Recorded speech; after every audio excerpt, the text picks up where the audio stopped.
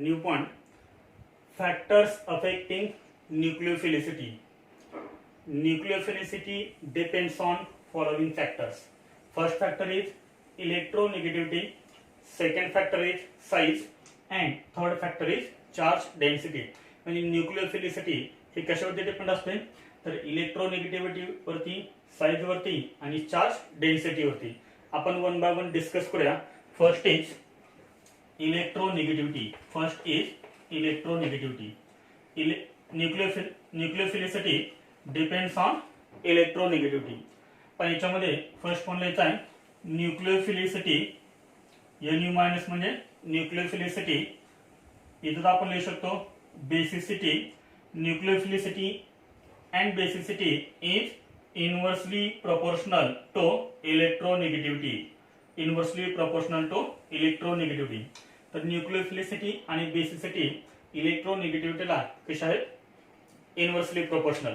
जर आपल्याला विचारलं which of the following acts as a strong nucleophile, which of the following acts as a weak nucleophile, तर त्याच्यावरून आपल्याला म्हणजे त्या रिलेशन आपल्याला ते आन्सर सांगता येईल. Strong nucleophile and weak nucleophile. तर याच्यामध्ये आपण एक्झाम्पल बघूया. For example CH3 minus NH2 minus OH minus and F minus. Which of the following acts as a strong nucleophile, किंवा याच्यामध्ये कोणता न्यूक्लिओफाइल स्ट्रॉंग आहे ते विचारतात आपल्याला. वीक न्यूक्लिओफाइल आणि स्ट्रॉंग न्यूक्लिओफाइल. म्हणजे याच्यामध्ये कुणाची न्यूक्लिओफिलिसिटी जास्त आहे. तर न्यूक्लिओफाइल म्हणजे काय? Species which donate lone pair of electron to electron deficient centre. For example carbon. म्हणजे जी species lone pair of electron कार्बनला डोनेट करेल त्याला आपण काय म्हणतो? न्यूक्लिओफाइल असं म्हणतो. म्हणजे याच्यामधली कुठली स्पेसिस इझिली कार्बनला इलेक्ट्रॉनची पेअर डोनेट करेल तो असेल स्ट्रॉंग न्यूक्लिओफाइल. आता याच्यामध्ये जर आपण बघितलं तर पहा इथे निगेटिव्ह चार्ज कशावरती आहे? कार्बन ॲटमवरती आहे. इथे निगेटिव्ह चार्ज कशावरती आहे? नायट्रोजन ॲटमवरती आहे. इथे निगेटिव्ह चार्ज ऑक्सिजन ॲटमवरती आहे आणि इथे निगेटिव्ह चार्ज हा फ्लोरीन वरती आहे. Which is more electronegative. तर आपल्याला माहित आहे पिरियोडिक टेबल मध्ये फ्लोरीन हा कसा आहे? मोस्ट इलेक्ट्रोनेगेटिव्ह आहे. आणि नेहमी एक लक्षात ठेवायचं निगेटिव्ह चार्ज हा कोणत्या ॲटमवरती राहण्यासाठी, म्हणजे निगेटिव्ह चार्ज हा नेहमी कोणत्या ॲटमवरती स्टेबल राहतो? जो ॲटम मोर इलेक्ट्रोनेगेटिव्ह आहे त्या ॲटमवरती हा निगेटिव्ह चार्ज स्टेबल राहतो. तर याच्यामध्ये जर आपण बघितलं तर फ्लोरीन, ऑक्सिजन, नायट्रोजन, कार्बन याच्यामध्ये फ्लोरीन हा मोस्ट इलेक्ट्रोनेगेटिव्ह आहे. त्यामुळे ही स्पेसिस कशा असेल सांगा? स्टेबल असेल. हा जो निगेटिव्ह चार्ज आहे हा कसा असेल? स्टेबल असेल. मग हा इलेक्ट्रॉनची पेअर इझिली कार्बन ॲटमला डोनेट करणार का? नाही करणार, कारण हा कसा आहे? स्टेबल आहे. याची इलेक्ट्रोनेगेटिव्हिटी जास्त आहे. सर्वात कमी इलेक्ट्रोनेगेटिव्हिटी कोणाची आहे सांगा? कार्बनची आहे. कार्बन ॲटमवरती काय आहे? Negative charge. कार्बन हा लेस इलेक्ट्रोनेगेटिव्ह आहे. त्यामुळे CH3 मायनस स्टेबल स्पेसिस आहे का? नाहीये. त्याच्यामुळे कार्बन ॲटम काय करेल? त्याच्यावरती असणारी इलेक्ट्रॉनची पेअर, दोन पेअर, तो पटकन काय करेल? डोनेट करेल. त्यामुळे याची न्यूक्लिओफिलिसिटी जास्त असेल. म्हणजेच काय? जो लेस इलेक्ट्रोनेगेटिव्ह आहे त्याची न्यूक्लिओफिलिसिटी जास्त असते. म्हणजे इलेक्ट्रोनेगेटिव्हिटी कमी तर न्यूक्लिओफिलिसिटी जास्त. आणि सेम त्या टाइप बेसिसिटी सुद्धा जास्त. बेसिसिटी सुद्धा जास्त असते. म्हणजे याच्यामध्ये न्यूक्लिओफिलिसिटी सर्वात जास्त कोणाची आहे? तर CH3 minus NH2 minus OH minus F minus. This is nucleophilicity order. As the electronegativity decreases, nucleophilicity increases. This is less electronegative and therefore CH3 minus has greater nucleophilicity. तर हा झाला आपला first factor electronegativity. First factor is electronegativity. Then second factor is size. Second factor is size. Second factor आहे size. तर याच्यामध्ये सर्वात महत्त्वाचं काय लिहायचं आहे? Solvation effect. Solvation effect consider. Solvation effect consider. तर याच्यामध्ये काय केलं जातं, सॉल्व्हेशन इफेक्ट कन्सिडर केला जातो साईज मध्ये. याच्यामध्ये आपण दोन टाईपचे सॉल्व्हेंट यूज करतोय. First is polar protic solvent, polar protic solvent, and second is polar aprotic, polar aprotic solvent, polar aprotic solvent. तर जेव्हा साईज हा फॅक्टर येतो त्यावेळेस सॉल्व्हेशन इफेक्ट कन्सिडर केला जातो. सॉल्व्हेशन इफेक्ट साठी काय म्हणत होते तर सॉल्व्हेंट. तर सॉल्व्हेंट आपण इथं पाहतोय दोन टाईपचे, एक आहे पोलर प्रोटिक सॉल्व्हेंट आणि सेकंड आहे पोलर अप्रोटिक सॉल्व्हेंट. तर याच्यामध्ये आपण फर्स्ट बघूया polar protic solvent, polar protic solvent. What is mean by polar protic solvent? तर एकदम सिंपल आहे. तर पोलर प्रोटिक सॉल्व्हेंट म्हणजे काय, प्रोटिक म्हणजे जो सॉल्व्हेंट H+ देतो, प्रोटॉन देतो, त्याला म्हणायचं प्रोटिक सॉल्व्हेंट. आणि तो कसा असला पाहिजे, पोलर पण असला पाहिजे. पोलर म्हणजे फॉर एक्झाम्पल जर आपण बघितलं HOH, दिस इज वॉटर. या वॉटर मध्ये काय O negative, H positive, therefore this is polar. आणि वॉटर पासून आपल्याला काय मिळतो, OH- आणि H+ मिळाला म्हणजेच प्रोटॉन मिळाला. याचाच अर्थ हा कसा आहे, प्रोटिक पण आहे. म्हणजे H2O is polar protic solvent. समजलं, पोलर प्रोटिक सॉल्व्हेंट म्हणजे काय. मग अशा अजून कोणकोणते एक्झाम्पल्स आहेत पोलर प्रोटिक सॉल्व्हेंटचे? तर पहा, पोलर प्रोटिक सॉल्व्हेंटचे एक्झाम्पल्स आहेत. तर याच्यामध्ये एक्झाम्पल्स पहा पोलर प्रोटिक सॉल्व्हेंट. तर याच्यामध्ये आहे फर्स्ट वॉटर, त्यानंतर आहे CH3OH मिथेनॉल, त्यानंतर आहे HCOOH acid, water, methanol, formic acid etcetera. तर हे सर्व काय आहेत, पोलर प्रोटिक सॉल्व्हेंट आहेत, पोलर प्रोटिक सॉल्व्हेंट. मग याच्यामध्ये न्यूक्लियोफिलिसिटी ऑर्डर काय असेल आणि बेसिसिटी ऑर्डर काय असेल ते आपल्याला पाहिजे. याच्यामध्ये आपण एक्झाम्पल्स घेऊया. F-, Cl-, Br- आणि I-. F-, Cl-, Br- आणि I- यांचे आपल्याला काय लिहायचे, न्यूक्लियोफिलिसिटी लिहायचे. न्यूक्लियोफिलिसिटी याच्यामध्ये सर्वात बेटर न्यूक्लियोफाइल कोणता असेल इन पोलर प्रोटिक सॉल्व्हेंट. हा कन्सेप्ट व्यवस्थित समजून घ्यायचा आहे, खूप इम्पॉर्टंट पॉइंट आहे. पहा आपण एक सॉल्व्हेंट घेऊया, any solvent, for example water, for example water. समजा आपण ह्या कंटेनर मध्ये काय घेतलेलं आहे, water, this is water H2O. आणि याच्यामध्ये आपण काय केले, हे जे anion आहेत हे anion आपण याच्यामध्ये काय केले, ऍड केले. म्हणजे याच्यामध्ये आहे F-, Cl-, त्यानंतर Br- आणि I-. तर काय म्हणून सांगा, हा सॉल्व्हेंट कसा आहे, पोलर. आणि याच्यामध्ये आपण काय ऍड केले, anion ऍड केले. तर कोणत्या anion मध्ये आणि ह्या सॉल्व्हेंट मध्ये इंटरॅक्शन जास्त होईल. anion कोणते, F-, Cl-, Br-, I- आणि वॉटर. कोणत्या anion मध्ये आणि वॉटर मध्ये इंटरॅक्शन जास्त होईल. तर याच्यामध्ये आता हे कशावरती डिपेंड आहे, तर साईज वरती. तर आपल्याला माहिती आहे पिरियोडिक टेबल मध्ये फ्लोरीन, क्लोरीन, ब्रोमीन आणि आयोडीन. तर साईज काय होते, इन्क्रीज होते. डाऊन द ग्रुप साईज काय होते, इन्क्रीज होते डाऊन द ग्रुप. म्हणजे फ्लोरीनची साईज सर्वात कमी, त्यानंतर क्लोरीनची जास्त असणार, त्यानंतर ब्रोमीनची जास्त असणार, आणि सर्वात जास्त साईज कोणाची आहे, आयोडीनची साईज आहे. आयोडीनची साईज सर्वात जास्त आहे, फ्लोरीनची साईज सर्वात कमी आहे. आता इथे जर आपण बघितलं तर negative charge, negative charge, negative charge, सर्वांवरती सेम निगेटिव्ह चार्ज आहे. पण आता जर आपण बघितलं इलेक्ट्रॉन डेन्सिटी सर्वात जास्त कुठे असेल, पहा याची साईज कमी, त्यामुळे याच्यामध्ये इलेक्ट्रॉन डेन्सिटी कशी असेल, जास्त असेल, कारण साईज कमी आहे. साईज कमी असल्यामुळे इलेक्ट्रॉन डेन्सिटी जास्त, याची साईज सर्वात जास्त, त्याच्यामुळे इलेक्ट्रॉन डेन्सिटी कमी. आणि इथं इलेक्ट्रॉन डेन्सिटी जास्त आहे, त्याच्यामुळे F- ला वॉटर मॉलिक्यूल सर्वात काय होतील, जास्त अटॅच होतील. मोर नंबर ऑफ वॉटर मॉलिक्युल्स, सर्वात जास्त वॉटर मॉलिक्युल्स ह्या F- सोबत इंटरॅक्ट होतील. म्हणजे F- मध्ये आणि वॉटर मध्ये इंटरॅक्शन सर्वात कसं होणार, जास्त होणार. I- मध्ये आणि वॉटर मध्ये इंटरॅक्शन कसं होणार, कमी होणार.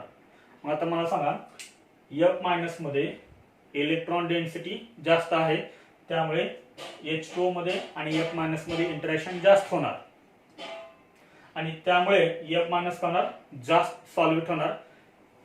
मग आता मला सांगा F- इलेक्ट्रॉनची पेअर इझिली डोनेट करेल का? नाही. का नाही डोनेट करणार? कारण F- मध्ये आणि वॉटर मध्ये इंटरॅक्शन जास्त झालेलं आहे, त्याचं सॉल्युशन जास्त झालेलं आहे, त्यामुळे F- हा इझिली इलेक्ट्रॉनची पेअर डोनेट नाही करू शकत. I- मध्ये आणि वॉटर मध्ये इंटरॅक्शन कमी आहे, त्यामुळे I- इझिली इलेक्ट्रॉनची पेअर डोनेट करू शकतो. म्हणजे I- हा इथे कसा असेल? स्ट्रॉंग न्यूक्लियोफाइल असेल. This is nucleophilicity order in polar protic solvent. This is nucleophilicity order in polar protic solvent. मग यांची बेसिसिटी ऑर्डर काय असेल? पहा, यांची basicity order F- Cl- Br- I-. तर यांची बेसिसिटी ऑर्डर काय असेल? तर बेसिसिटी ही साइज वरती डिपेंड नसते, त्यामुळे बेसिसिटी ऑर्डर काय राहणार? हे राहणार F- Cl- Br- I-. तर बेसिसिटी जर आपण बघितले तर F- is more basic. F- is more basic. Basicity म्हणजे काय? जी स्पेसिस लोन पेअर H ला डोनेट करते त्याला आपण काय म्हणतो? बेसिसिटी असं म्हणतो. याचाच अर्थ थोडक्यात आपल्याला इथे काय पाहायला मिळालं? न्यूक्लियोफिलिसिटीच्या रिव्हर्स काय आहे? बेसिसिटी आहे. त्यामुळे आपण असं म्हणू शकतो in PPS, in polar protic solvent, nucleophilicity is inversely proportional to basicity. In polar protic solvent nucleophilicity inversely proportional to basicity. तर हे झालं आपलं पोलर प्रोटिक सॉल्व्हंट. त्यानंतर याच्यामधलं बी आहे पोलर अप्रोटिक सॉल्व्हंट.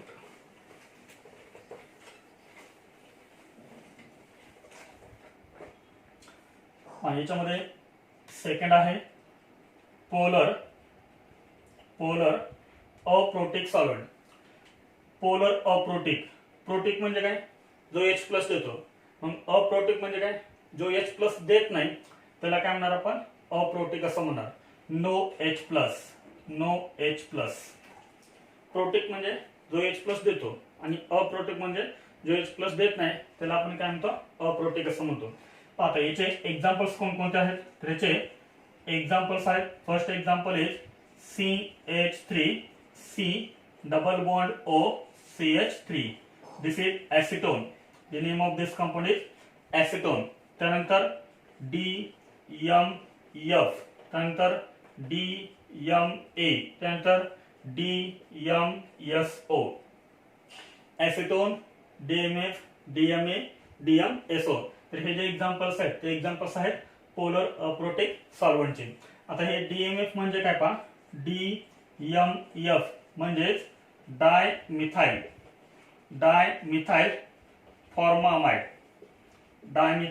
फॉर्मामाइड. आणि याचं स्ट्रक्चर जर आपण बघितलं तर सेंटरला काय करायचं?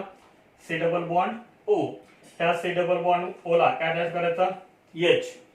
इथे N आणि ह्या N ला दोन मिथाइल ग्रुप अटॅच करायचे. This is the structure of DMF, dimethyl formamide.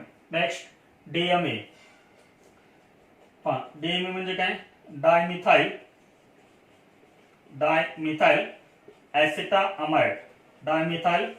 ऍसिटामाइड. आणि इथं स्ट्रक्चर आहे. फक्त ह्या एचच्या ठिकाणी काय लिहायचं? मिथाइल ग्रुप लिहायचा. Methyl group CH3C double bond O N CH3. This is DMA, dimethyl acetamide. Then DMSO. DMSO चा लॉंग फॉर्म आहे डायमिथाइल सल्फॉक्साइड. डायमिथाइल सल्फॉक्साइड याचं स्ट्रक्चर आहे. आपल्याला ऍसिटोनचं स्ट्रक्चर माहिती आहे. ऍसिटोनचं काय? CH3C double bond O CH3. ह्या कार्बनच्या ठिकाणी फक्त सल्फर लिहायचा. कार्बनच्या ठिकाणी फक्त sulphur CH3S double bond O CH3. This is DMSO, dimethyl sulphoxide. तर हे जे एक्झाम्पल्स आहेत हे एक्झाम्पल्स आहेत पोलर अप्रोटिक सॉल्व्हंटचे. तर हे पोलर तर आहेत, परंतु हे आपल्याला H प्लस देत नाहीयेत, म्हणून आपण यांना काय म्हणतो, अप्रोटिक. H प्लस देत नाहीयेत. आता याच्यामध्ये न्यूक्लियोफिलिसिटी ऑर्डर आणि बेसिसिटी ऑर्डर काय असेल,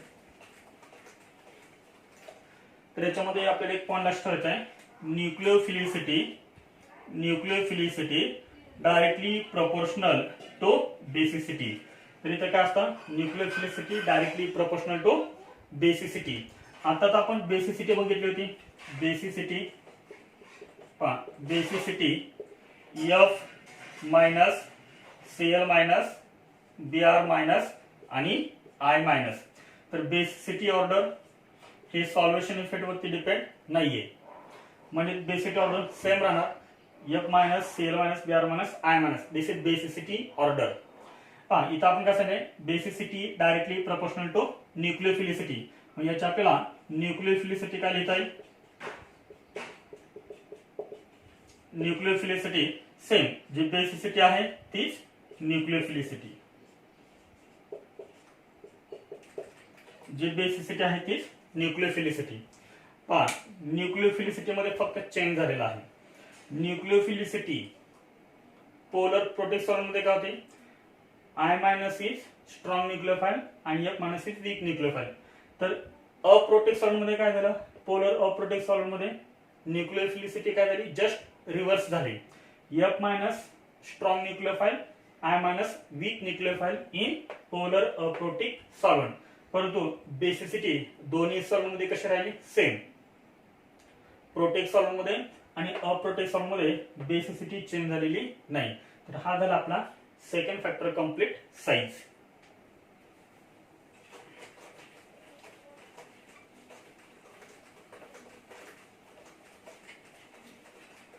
त्यानंतर याच्यामध्ये थर्ड फॅक्टर आहे charge density. Third factor is charge density.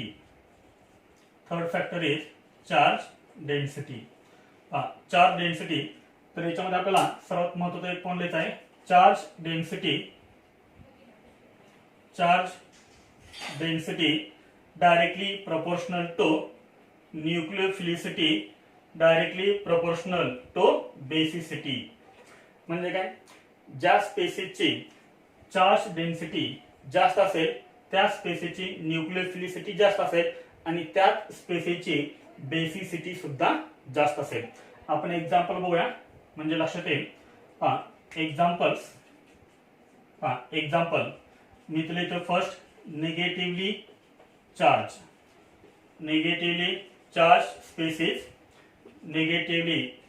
Spaces and इथं मी लिहितोय neutral molecules. Neutral molecules. Neutral molecules मी इथं फर्स्ट लिहितोय. न्यूट्रल मॉलिक्युल वॉटर आपण अजून कसं लिहू शकतो सांगा, H2O वॉटर आपण असं लिहू शकतो HOH. याच्यामध्ये जर आपण H प्लस रिमूव्ह केला तर काय राहणार, इथं OH मायनस राहणार, इथं राहणार OH मायनस. वॉटर मध्ये हा जो ऑक्सिजन ॲटम आहे त्याच्यावरती लोन पेअर किती आहेत, 2 आहेत. याच्यामध्ये जर आपण H प्लस रिमूव्ह केला तर याच्यावरती लोन पेअर किती येणार, 3 लोन पेअर येणार. सेम ते टाईप इथं आपण घेऊया CH3OH मॉलिक्युल, CH3OH मिथेनॉल. याच्यामध्ये आपण H प्लस रिमूव्ह करूया म्हणजे काय राहणार, इथं OCH3 राहणार, याच्यावरती येणार निगेटिव्ह चार्ज. थर्ड आपण न्यूट्रल मॉलिक्युल घेऊया H2S हायड्रोजन सल्फाइड. याच्यामध्ये आपण H प्लस रिमूव्ह करूया काय राहणार SH मायनस. तर ह्याच्यामध्ये जर आपण बघितलं तर हे न्यूट्रल मॉलिक्युल्स आहेत आणि याच्यामध्ये जर आपण एक H प्लस केला की काय मिळतात आपल्याला, निगेटिव्हली चार्ज स्पेसिस. तर याच्यामध्ये आपण हे फर्स्ट एक्झाम्पल आपण बघूया, हे सेकंड आणि हे थर्ड. OH मायनस मध्ये आणि ह्या न्यूट्रल मॉलिक्युल मध्ये चार्ज डेन्सिटी कोणावरती जास्त असेल. आता इथे जर आपण बघितलं लोन पेअर डोनेट करणारा कोण आहे, ऑक्सिजन ॲटम. इथे लोन पेअर डोनेट करणारा कोण आहे, ऑक्सिजन ॲटम. म्हणजे इथं सेंटर ॲटम कसा आहे, सेम आहे. जो डोनेट करणार आहे तो सेम आहे. वॉटर मध्ये ऑक्सिजन, OH मायनस मध्ये सुद्धा ऑक्सिजन. मग कोणत्या ऑक्सिजन ऍटम वरती इलेक्ट्रॉन डेन्सिटी जास्त आहे? इथे जर आपण बघितलं तर पहा, हा ऑक्सिजन 2 लोन पेअर आहेत, इथे किती आहेत? 3 लोन पेअर आहेत. म्हणजे इलेक्ट्रॉन डेन्सिटी जास्त कुठे आहे? इलेक्ट्रॉन डेन्सिटी जास्त कुठे आहे? तर OH मायनस मध्ये हा जो ऑक्सिजन आहे तिथे इलेक्ट्रॉन डेन्सिटी जास्त आहे आणि त्यामुळे याची न्यूक्लियोफिलिसिटी सुद्धा कशी होणार? जास्त. OH minus is strong nucleophile than H2O. आता इथे सांगा, OCH3 मायनस आणि CH3OH मध्ये याची न्यूक्लियोफिलिसिटी जास्त असेल आणि इथे याची न्यूक्लियोफिलिसिटी जास्त असेल. कारण इथे काय आहे? चार्ज डेन्सिटी जास्त आहे, इलेक्ट्रॉन डेन्सिटी जास्त आहे.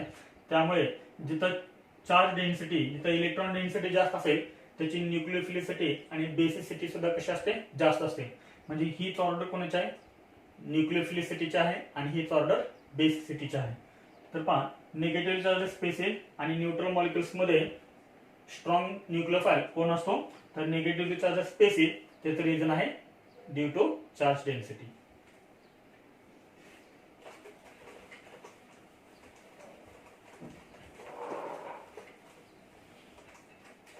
पाहता याच्यामध्ये सेकंड एक्झाम्पल,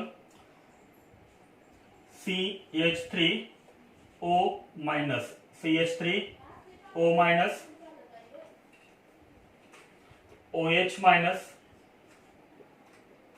OH मायनस आणि थर्ड आहे बेंझेन रिंग O मायनस. याच्यामध्ये स्ट्रॉंग न्यूक्लियोफाइल कोणता असेल? कोणाची न्यूक्लियोफिलिसिटी जास्त असेल? या तिन्ही कंपाऊंड मध्ये न्यूक्लियोफिलिसिटी ऑर्डर काय असेल? तर इथे जर आपण बघितलं तर निगेटिव्ह चार्ज कशावरती आहे? ऑक्सिजन ऍटम वरती. ऑक्सिजन ऍटम म्हणजे इथं लोन पेअर डोनेट करणारा जो ऍटम आहे तो ऍटम कसा आहे? सेम आहे, सेंटर ऍटम सेम आहे. मग आता इलेक्ट्रॉन डेन्सिटी म्हणजे चार्ज डेन्सिटी ज्याच्यावरती जास्त असेल तो स्ट्रॉंग न्यूक्लियोफाइल असेल. बघूया आपण आता याच्यामध्ये जर आपण बघितलं तर ह्या एक्झाम्पल मध्ये ऑक्सिजन ऍटम वरती निगेटिव्ह चार्ज आहे, एक लोन पेअर एक्स्ट्रा आहे, त्यामुळे ही जी लोन पेअर आहे ती कॉन्जुगेशन मध्ये आहे. इथे पहा साईडला काय आहे? बेंझेन आहे. म्हणजे ह्या ऑक्सिजन ऍटम वरती जो निगेटिव्ह चार्ज आहे तो काय आहे? याच्या पाय इलेक्ट्रॉन सोबत कॉन्जुगेशन मध्ये आहे. बघा तुम्ही इथं pi bond, sigma bond, lone pair. Pi bond, sigma bond, lone pair हे कशाचं एक्झाम्पल आहे? कॉन्जुगेशनचं. आणि जिथं कॉन्जुगेशन असतं तिथं काय असतं? रेझोनन्स असतं. म्हणजे इथली जी इलेक्ट्रॉनची पेअर आहे ती कशामध्ये बिझी आहे? तर कॉन्जुगेशन मध्ये, रेझोनन्स मध्ये बिझी आहे. ही इलेक्ट्रॉनची पेअर इथे शिफ्ट होईल, त्यामुळे हा निगेटिव्ह चार्ज इथे शिफ्ट होईल. म्हणजे इथं आपल्याला काय पाहायला मिळाला? रेझोनन्स पाहायला मिळाला, रेझोनन्स. त्यामुळे हा ऑक्सिजन ऍटम जिथं रेझोनन्स पाहायला मिळतो तो कसा असतो? स्टेबल असतो. त्यामुळे ह्या ऑक्सिजन ऍटम वरती इलेक्ट्रॉनची पेअर इझिली डोनेट होईल का? नाही होणार. कारण इथली इलेक्ट्रॉनची पेअर कॉन्जुगेशन मध्ये आहे, रेझोनन्स मध्ये आहे. त्यामुळे हा स्टेबल आहे आणि स्टेबल असेल तर हा इलेक्ट्रॉनची पेअर इझिली डोनेट करणार नाही. आपण इथे बघूया तर ऑक्सिजन ऍटम इथे काय अटॅच आहे? हायड्रोजन. ही इलेक्ट्रॉनची पेअर इथे कॉन्जुगेशन मध्ये आहे का? नाहीये, कॉन्जुगेशन मध्ये नाहीये. त्याच्यामुळे याच्यापेक्षा हा काय करेल? इलेक्ट्रॉनची पेअर इझिली डोनेट करेल. त्यामुळे OH minus is strong nucleophile than this one. This is phenoxide ion. आता या दोन्ही मध्ये आपण कंपॅरिझन करूया. इथं O ला काय अटॅच आहे? H. इथे O ला काय अटॅच आहे? CH3 अटॅच आहे. मिथाइल ग्रुप अटॅच आहे. मिथाइल ग्रुप कुठला इफेक्ट दाखवतो? मिथाइल ग्रुप हा प्लस इफेक्ट दाखवतो. हा काय करेल? इलेक्ट्रॉन अजून याला डोनेट करेल. हा मिथाइल ग्रुप अजून याला इलेक्ट्रॉन काय करेल? डोनेट करेल. ऑलरेडी याच्यावरती चार्ज डेन्सिटी आहे, प्लस हा त्याला इलेक्ट्रॉन डोनेट करतोय. त्यामुळे काय होणार? हा ऑक्सिजन ऍटम अजून इझिली काय करेल? इलेक्ट्रॉनची पेअर डोनेट करेल. कारण त्याला इलेक्ट्रॉन प्रोव्हाइड करणारा कोण आहे? CH3 आहे. त्यामुळे हा इझिली इलेक्ट्रॉनची पेअर डोनेट करेल. त्यामुळे याच्यापेक्षा हा कसा असेल? स्ट्रॉंग न्यूक्लियोफाइल असेल. म्हणजे याच्यामध्ये सर्वात जास्त न्यूक्लियोफिलिसिटी कुणाची असेल? तर CH3O मायनस ची न्यूक्लियोफिलिसिटी ही OH मायनस पेक्षा जास्त आहे आणि OH मायनस ची न्यूक्लियोफिलिसिटी याच्यापेक्षा जास्त आहे. हा मोर स्टेबल आहे, त्याच्यामुळे हा इलेक्ट्रॉन इझिली डोनेट करणार नाही. तर इथे हा आपला पॉइंट कंप्लीट झाला. कोणता? Factors affecting nucleophilicity. तर याच्यामध्ये आपण 3 फॅक्टर बघितलेत. First factor is electronegativity, second factor is size and third factor is charge density. जर हा व्हिडिओ तुम्हाला आवडला असेल तर प्लीज शेअर करा, लाईक करा आणि सबस्क्राईब करा.